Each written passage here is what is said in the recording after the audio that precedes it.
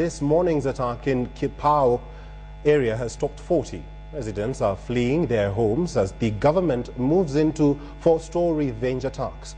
KTN's senior coast reporter Ferdinand Omondi begins coverage with Kipao's Dark Dawn.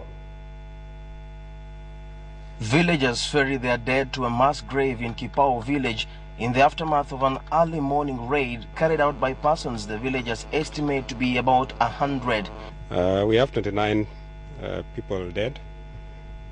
20 of them are from the Manyata, that is the Orma community, and 9 of them were raiders who we suspect are from the Pokomo community.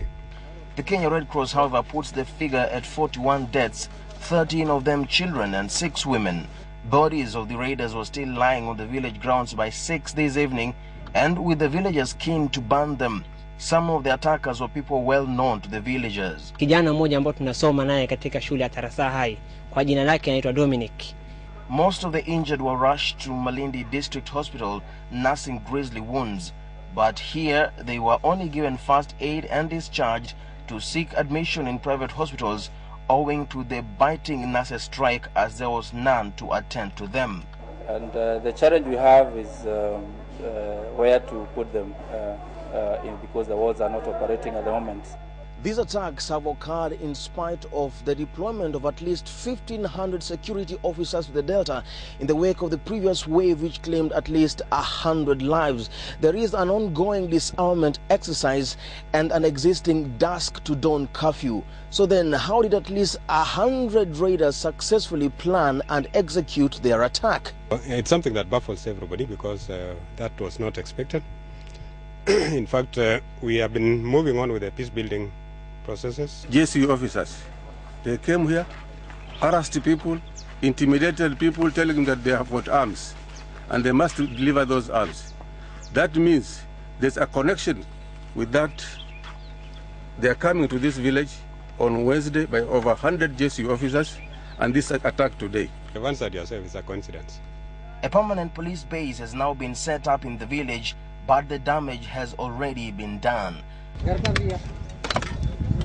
And as their villagers lay their dead to rest with pain in their hearts and revenge in their whispers, the lingering concern is that this single attack may have reopened a malignant wound that was showing signs of recovery.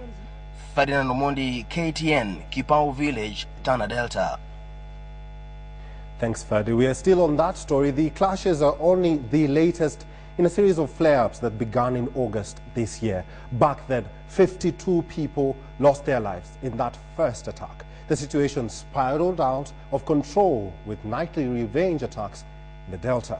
Now, the violence in August and September was the culmination of smaller-scale attacks, cattle raids, and even counter-attacks since January between the ethnic Pokomo and Orma communities. Both communities have lost lives and livestock, but police either failed to respond to the attacks or arrested people and then released them without conclusive investigations. By the end of September this year, at least 116 people have been killed in the Tana River Delta.